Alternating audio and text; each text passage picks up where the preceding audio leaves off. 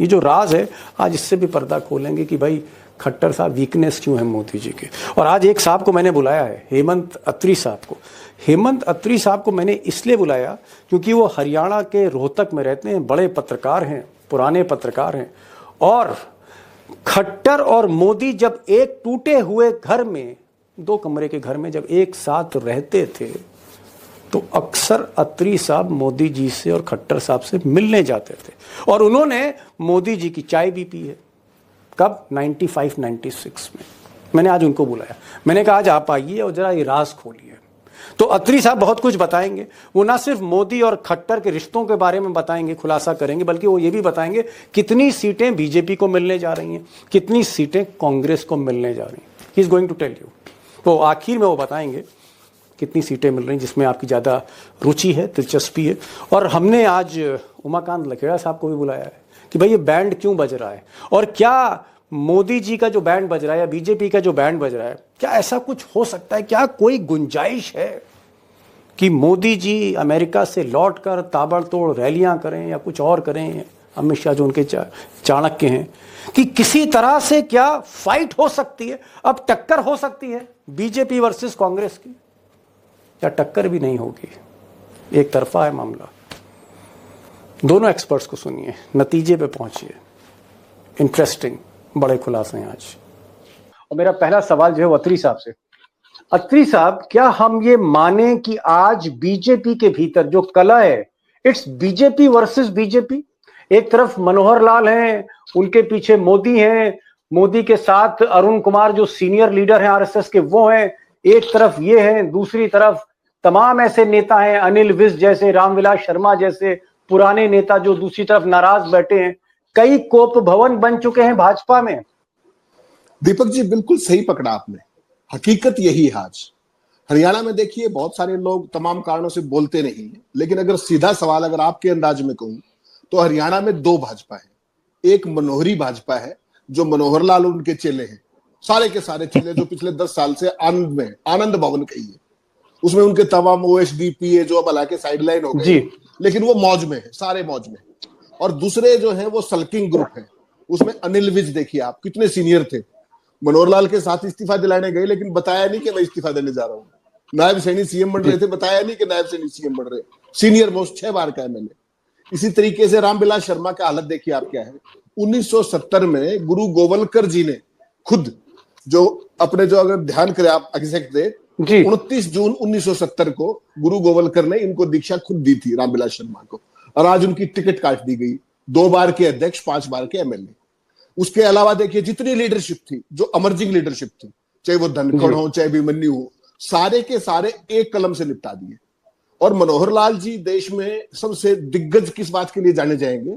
जब अगर पहली टर्म देखेंगे आप 2014 की, तो 2019 में जब चुनाव हुआ इनके नेतृत्व में, तो 12 में से 10 मंत्री हारे थे। 12 में से 10। ये मतलब पिछली बार 2019 में मतलब आप कह रहे हैं कि पिछली बार विधानसभा का जब हरियाणा में चुनाव हुआ था तो मनोहर लाल खट्टर के 12 में से 10 मंत्री हार गए थे। अरे तो भाई छुट्टी कर देनी चाहिए थी, तो मोदी जी ने छुट्टी क्यों नहीं की इनकी? मोदी जी का स्टाइल है ये। आप देखिए धामी का क्या किया, धामी तो खुद विधानसभा चुनाव हार गए थे, उसके बावजूद उनको बनाया कि नहीं सीएम दोबारा से। जिस उत्तराखंड की उनकी कंस्टिट्यूएंसी ने उनको हरा दिया, उनको पूरे उत्तराखंड में बिठाया मोदी जी ने। This is called sadistic pleasure. और यही काम उन्होंने हरियाणा में किया कि जिस मनोहर लाल खट्टर ने पूरी भाजपा को निपटाया, पूरी भाजपा की लीडरशिप को बनाया, उनको अवार्ड दिया गया दोबारा सीएम बना करके। जो सरकार को मेजोरिटी से माइनॉरिटी में लेके आए, 47 से 40 पर लेकर के आए, मोदी जी ने उनको पुरस्कृत किया एक और टर्म देकर के। तो ये मोदी जी का स्टाइल है। और इनकी मित्रता आज से नहीं है, वो मित्रता 1995 से है, वो जग जाहिर है, जैसा आपने जिक्र किया।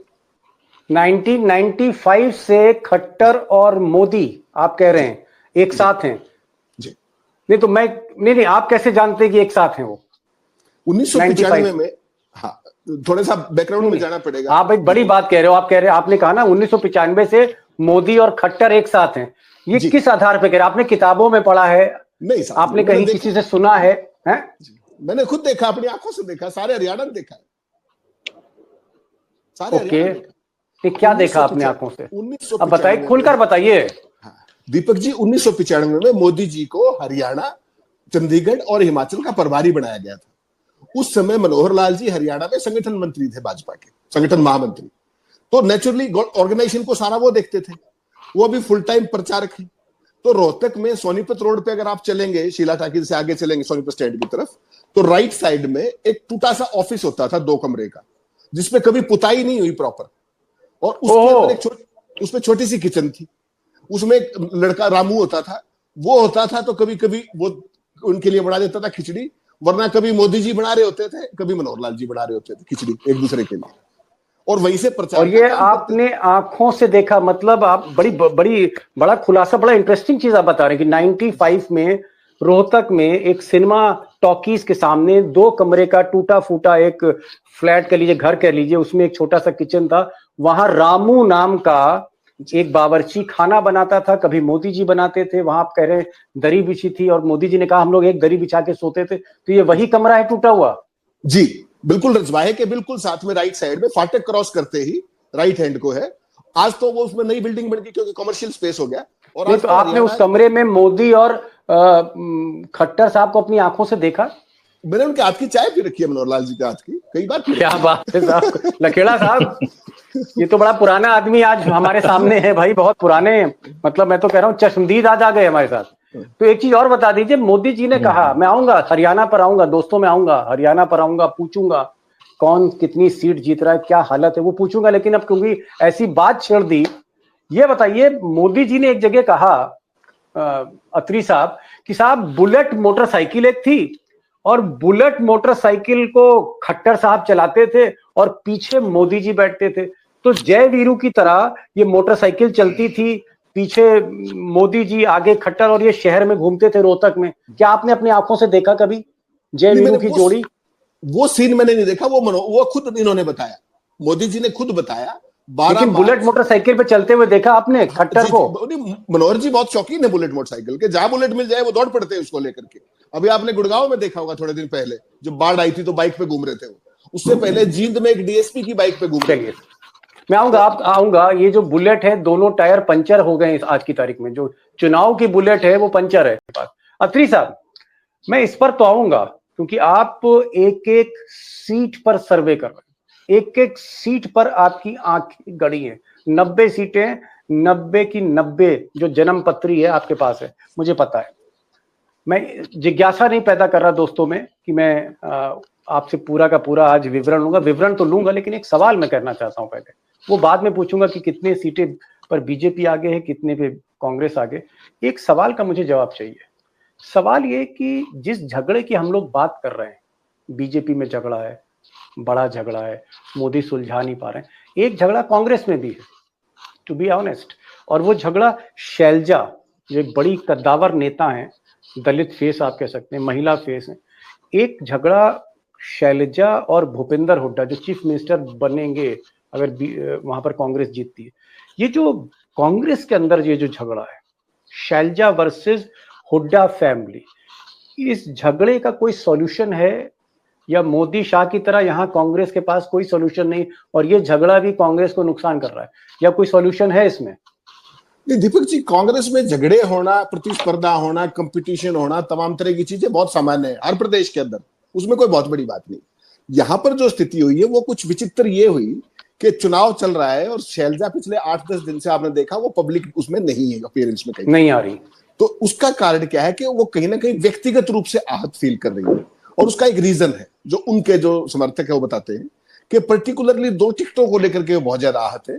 एक नारनौंद की टिकट है जो उनके सहयोगी डॉक्टर अजय चौधरी, उनको वो टिकट नहीं दिला पाई, और दूसरी सीट है उकलाना की हिसार के अंदर, जो वो खुद अपने किसी परिवार के लिए टिकट चाह रहे थे कि ताकि कल को सीएम बनना पड़े तो वो सीट खाली करा के खुद लड़ ले। लेकिन उसमें ऐसा कुछ नहीं है जो मनोहर लाल खट्टर और नायब सिंह सैनी प्रचारित कर रहे हैं। वो तो शैलजा को इनवाइट कर रहे हैं रोज के, शैलजा के साथ ये हो गया, शैलजा के साथ वो हो गया, शैलजा को ये कह दिया, इस तरह की चीजें भाजपा के नेता कर रहे हैं। वैसी स्थिति नहीं है। आप देखिएगा 1-2 दिन के अंदर आहत है, निश्चित तौर पर नाराज है, लेकिन उनकी नाराजगी स्टेट में है। जिस दिन सोनिया गांधी, राहुल गांधी या प्रियंका गांधी हरियाणा में प्रचार के लिए आएंगे, शैलजा उनके साथ आएगी या ऑलरेडी उसके साथ स्टेज शेयर करेगी। बीजेपी की तो समस्या क्या है ना, इस पूरे मामले को आउट ऑफ प्रोपोर्शन कौन ब्लो कर रहा है, मनोहर लाल और नायब सैनी।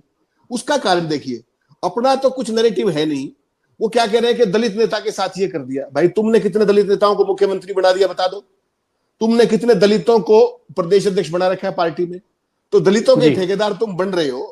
बेसिकली खेल दूसरा है, उस पे क्या शैलजा और हुड्डा परिवार में राहुल गांधी या गांधी परिवार कंप्रोमाइज करा देगा वोटिंग से पहले?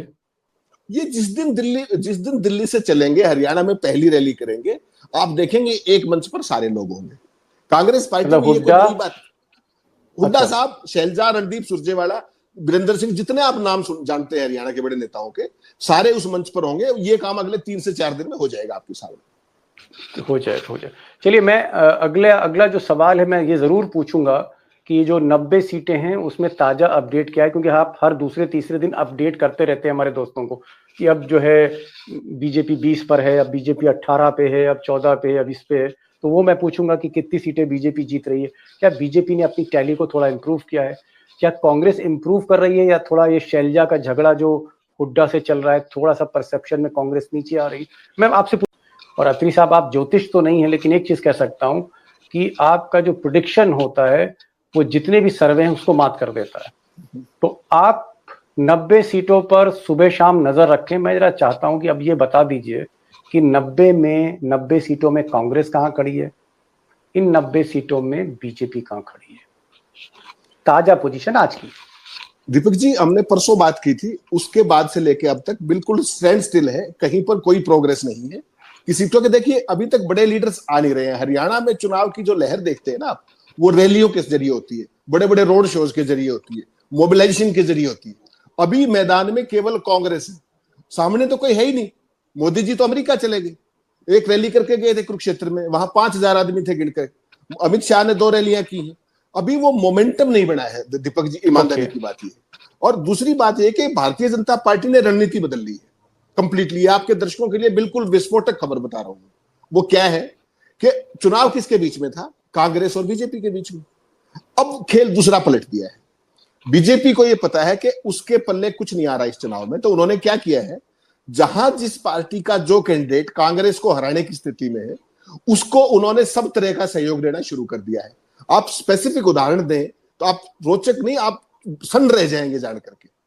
आप हिसार का एग्जाम्पल देखिए, अपना सिटिंग मंत्री है कमल गुप्ता, और उसके खिलाफ सावित्री जिंदल जी खड़ी होगी। सावित्री जिंदल और नवीन जिंदल की माताजी है, देश की सबसे रईस महिला है। बीजेपी के किसी नेता ने सावित्री जी को बिठाने के लिए, नॉमिनेशन विड्रॉ करने के लिए कोई कोशिश नहीं की, और सारा कार्डर अपने ऑफिशियल कैंडिडेट को छोड़ के सावित्री जी के साथ लग गया।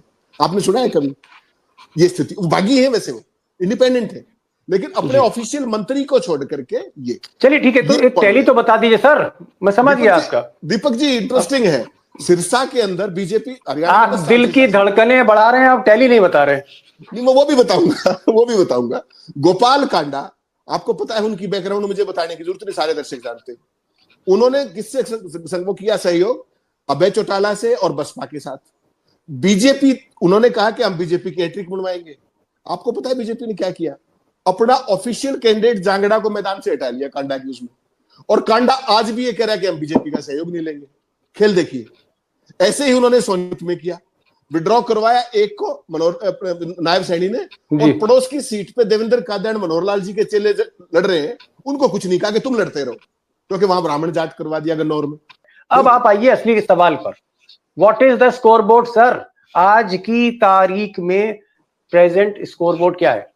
आगे आप उसको अपडेट कर सकते हैं, मैं ये नहीं कह रहा हूं, अभी तो कई दिन हैं। आप फिर कह दीजिए कि भाई अब 60 है तो अब 58 हो गई है, 62 हो गई। आज बताइए क्या है दीपक जी? आज की तारीख में पॉलिटिकल थर्मामीटर जो है वो वहीं पे खड़ा है जो आपने परसों बात की थी।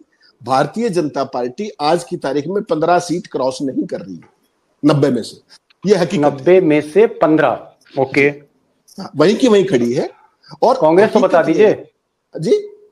कांग्रेस वही 55 से 60 के बीच में है। और जब कैंपेन बिल्ड होगा ना, थोड़ा सा रैलियां वेलियां होंगी, सारा माहौल बनेगा, उस समय आप एग्जैक्ट देख पाएंगे कि कहां पर किसका बैरोमीटर ऊपर है, किसका नीचे है। एक बात बड़ी स्पष्ट है कि भारतीय जनता पार्टी के पास अपना कोई नैरेटिव नहीं है। वो कभी शैलजा को ले आते हैं, कभी कुछ ले आते हैं, कभी मिर्चपुर को उठा लाते हैं।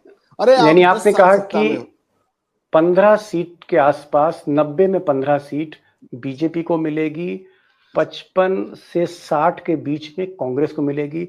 बहुमत जो है वो 45+ है। इसका मतलब कांग्रेस की सरकार फिलहाल बन रही है, आराम से, ठीक ठाक, आसानी से सरकार बन रही है उनकी, ये आप कहना चाह रहे हैं? बिल्कुल बिल्कुल। ओके जी मिस्टर अत्री, लास्ट कमेंट, एनी एडिशन? 55-60 ये कह रहे हैं कि साहब बीजेपी थोड़ा और भी नीचे जा सकती है। नहीं, मैंने तो आपको कल भी कहा था, ये बात परसों कहा था कि I will not be surprised अगर सिंगल डिजिट में आ जाए। उसका कारण एक लाइन का है दीपक जी, समय मुझे पता है कम है। भारतीय जनता पार्टी ने जो टिपिकल ऑर्थोडॉक्स स्टाइल है उसका वो अपना लिया है, और वो क्या है कि जब नैरेटिव ना हो तो कंफ्यूजन क्रिएट कर दो। हरियाणा में भारतीय जनता पार्टी आम जनमानस को कंफ्यूज करने में लगी हुई है, और वही उसकी सबसे बड़ी ताकत है।